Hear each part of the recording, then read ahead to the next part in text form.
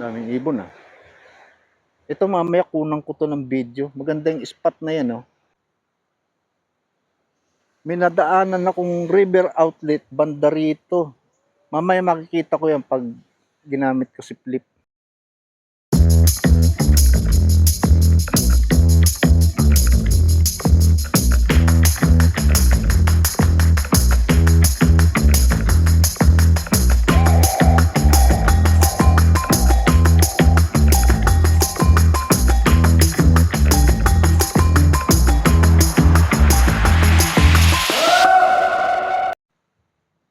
Panibagong beach to. Ayan oh. Andito ako sa ilalim ng mga talisay. Oh, puro talisay. Ang ganda niya sa kabila. Oh, yun oh. Beach front tong property na to.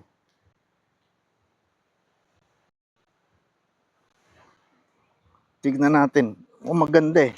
Ano nga pala to? Sakop to ng Punta Blanca.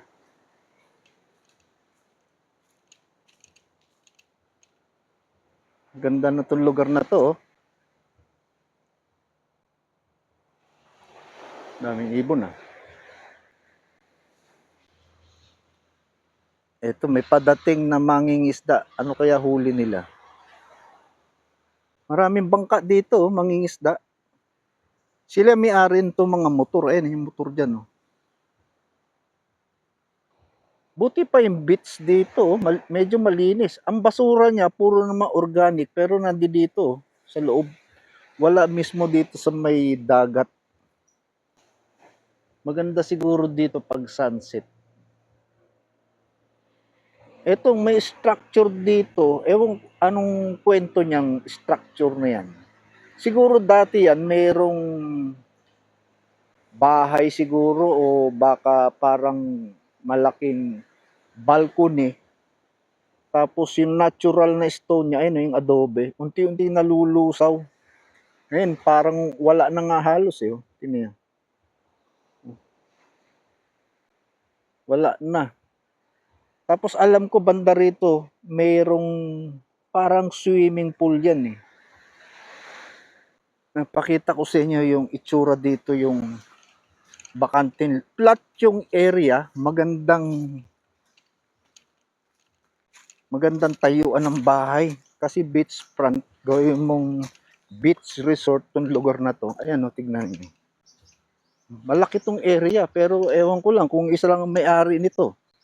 Baka iba-iba may-ari, baka etong spot na to, iba may-ari, saka yun dito. Ayun o. Dating palayan to sigurado.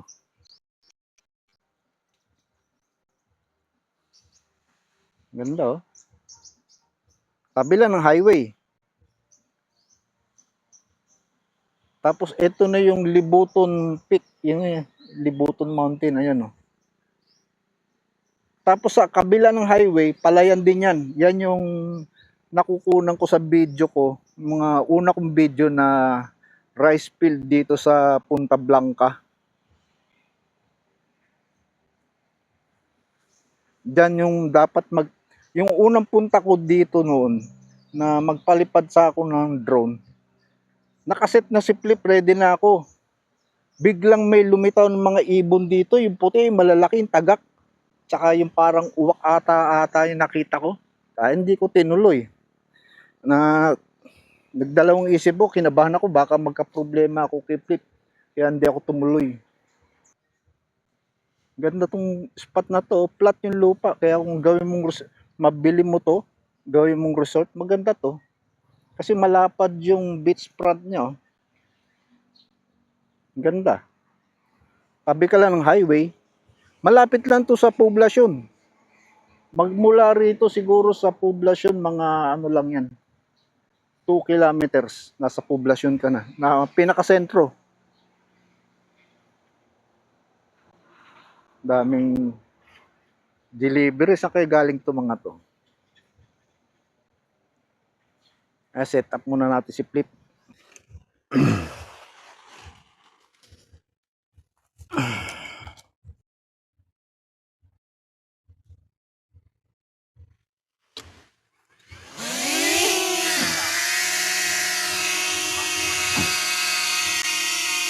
Ay, flip.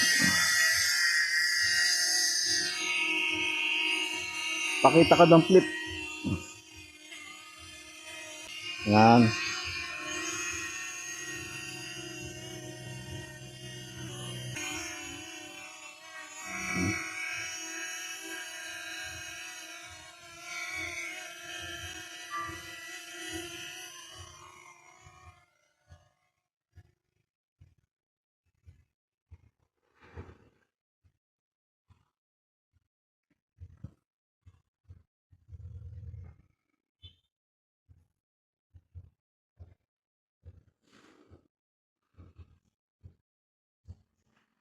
Baba natin ang camera.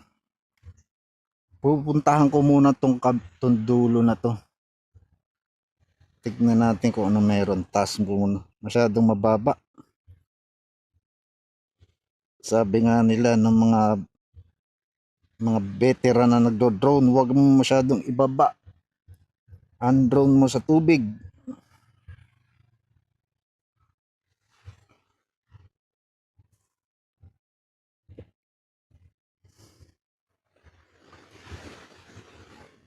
May bahay pala rito. Hindi ko pa.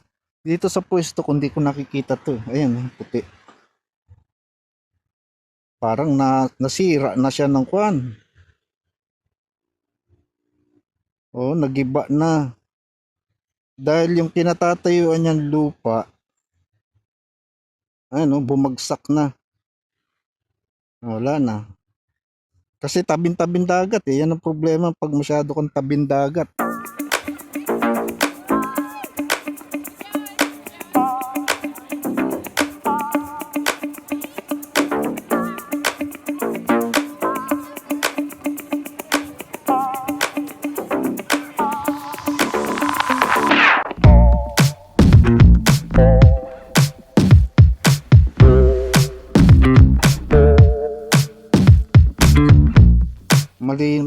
Maganda pa ang beach dito, mas malinis.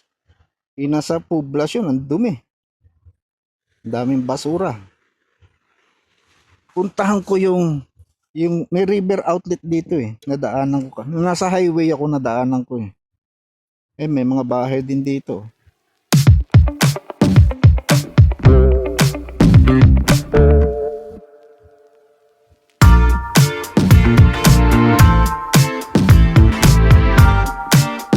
Ito yung river outlet.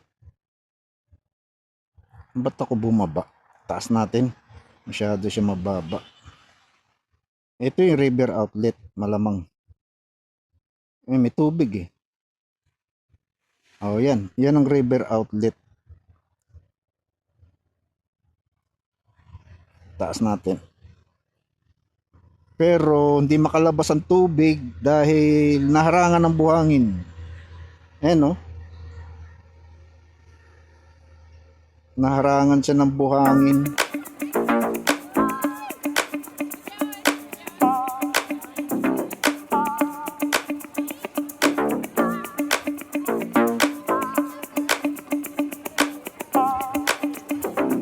Tingnan natin dito. May mga property dito. Ano itong mga property na to?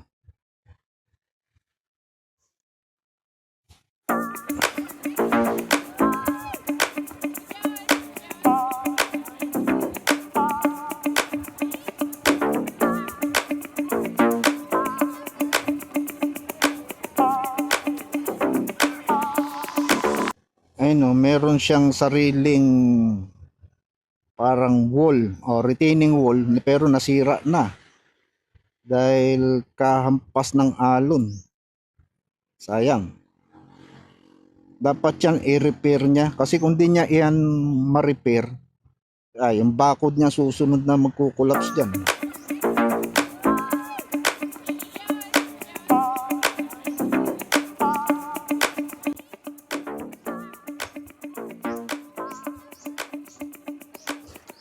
Kailangan natin doon. Kailan nakaharap ako para ma-maintain ko magandang signal ng RC.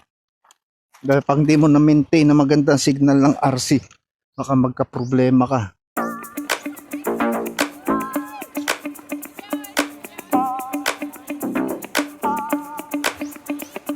Gawin natin 20 meters. Yun.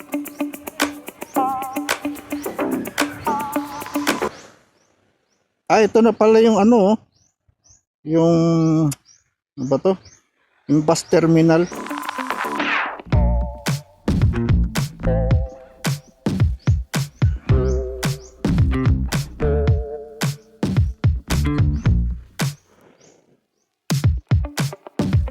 Tapos ito yung sinasabi kong nagko-collapse na burol. Ayan, no. Ang ilalim niya kasi adobe. Buti nga adobe yan. Kasi kung nagkataon lupa yan, matagal lang ubos yan. Yung adobe, kailangan palambutin muna ng tubig, dagat yan bago malusaw para unti-unti siya magko-collapse. Doon siya babagsak. Yung pinag-videohan ko na nakaraan, ito. Yan sa kabilang side. Ayan, oh. Mas mataas pala yun. Ayun, oh. Doon ako nag-video.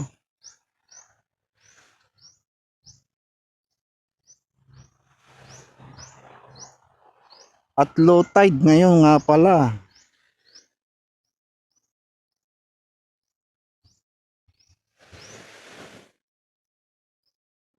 Taas pa natin. Ito ang bus terminal. Ang ganda nga pa na yan, hindi masyadong mahangin. Yan ang bus terminal. Tingnan natin yung bundok. Taas natin yung camera. Ayun, si Libuton. Yan, yung mataas na yan. Yung matulis. Yan ang, dyan ang Libuton Peak. Tapos ito, itong kalsada sa kaliwa, yan. Yan ang papuntang Palaranan. Inakyat ko yan nung nag-video ko papunta kay Libuton.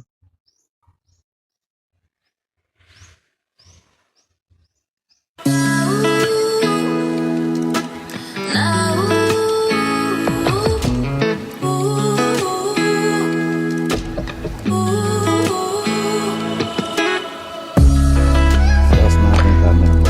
Yan.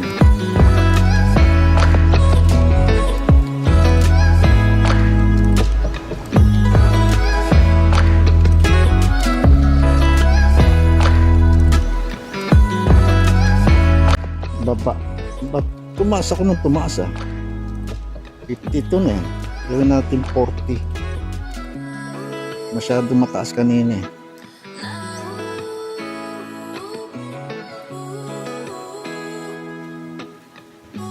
Yan.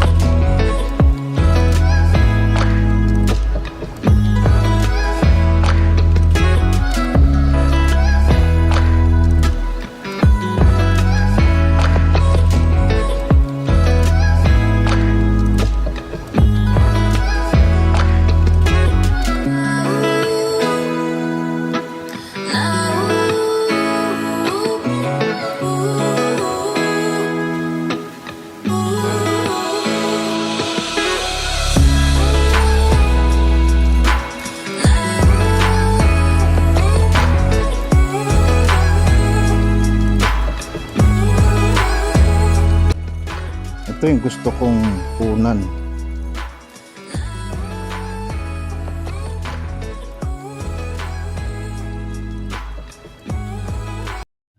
Ewan ko ano naging kwento nito, ba't nagkaganito to. Siguro ano to, dating may balcony overlooking sa dagat. Tapos natunaw unti-unti yung yung mga bato, yung adobe kasi, yan, yung puti na yan, adobe yan eh. Pagkatagalan kasi natutunaw yan, malulusaw. Siyempre, babagsak na yung pundasyon ng structure na, kung ano man yung structure na tinayo nila dyan.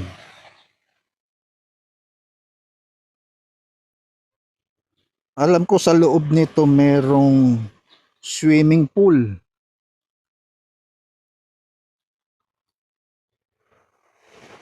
Tignan pa natin yung ibang kanya.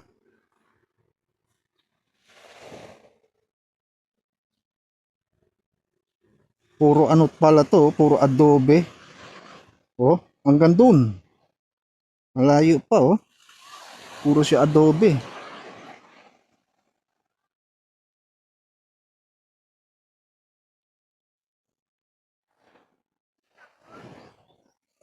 Taas tayo.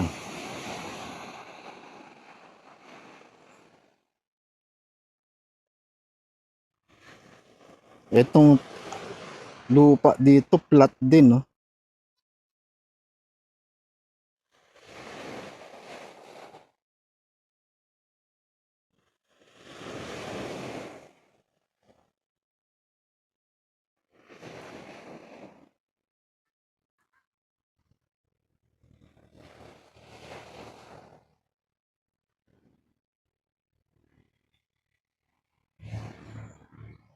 Balik tayo. Tignan ko yung loob nitong property dito. Yun, di ko ibababa. Alam ko kasi merong ano yan, yung swimming pool. Parang resort, private resort nung may-ari. Saan ba yan? Ito. Maganda sana yung lugar. Oh. Kitang-kita dito sa taas yung rice field. Itong Punta Blanca. May ibon.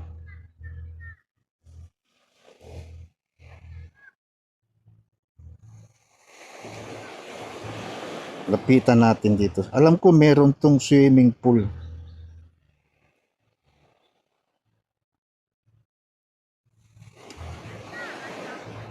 Ayun oh. Kita na. Ayun oh. Yung swimming pool. Sabi na nga ba meron yan eh. Pero wala na ata yung may-ari nito eh. Hindi na ginagamit oh. Madumi nga yung swimming pool. Ngayon sinasabi ko may swimming pool. Ano siguro to, private resort to. Wala na yung mga bahay niya oh. Pinabayaan na. Sayang.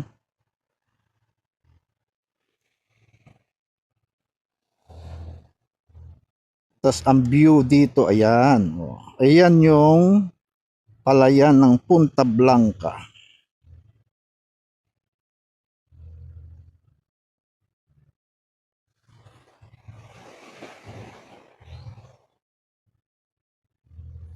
Tapos sa kabila, yan yung sinasabi ko, yung kabilang side, meron pang rice field. Ayan o.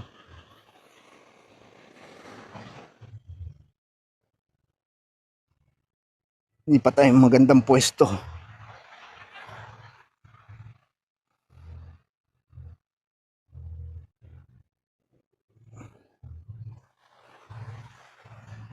Ang poblasyon nandito. Ayan, yung may tower na yun o. Paglagpas mo yan, poblasyon na yan. Ayan yung cell site. Nandiyan ang poblasyon.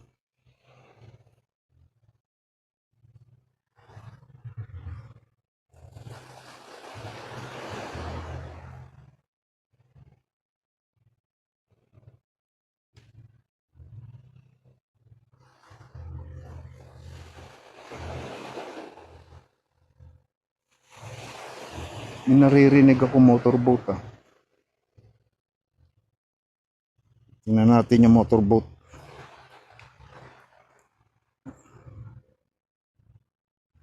Pump boat. Ayan o. Lakas ingay ng makina niya. Malaki yung makina. Malamang ang makina nito diesel. Baba natin konti.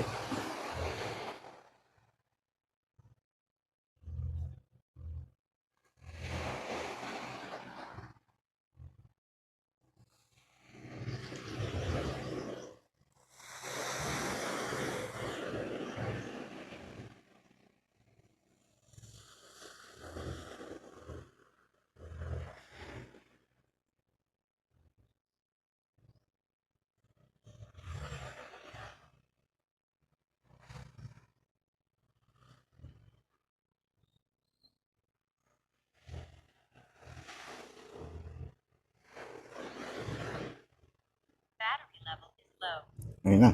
Aircraft will return to the home point in 10 seconds. Low na daw sa battery. Uwi na natin split.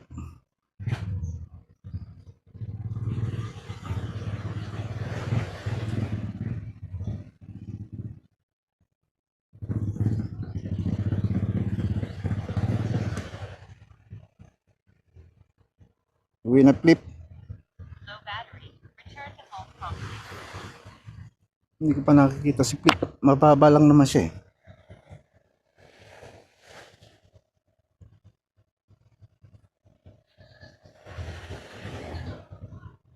Ayun na. Kita ko na siya. Low battery. Return to home promptly.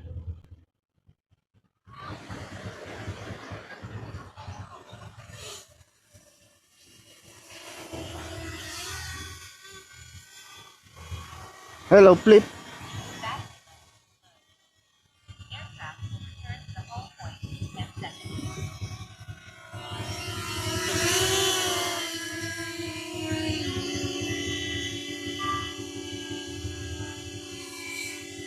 Ayun na. Uwi na si flip.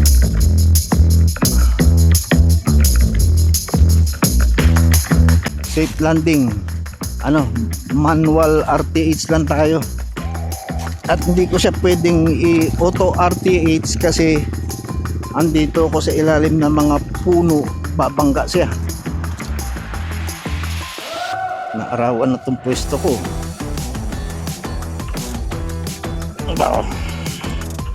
Hanggang dito na lang ang video ko muna. Wala masyadong nakatsempo ko, maganda ang panahon kaya naisipan ko mag drone muna. Don't forget to like and share and please subscribe para updated kayo sa susunod kong video. Maraming salamat po. Bye bye ka na flip. Bye bye.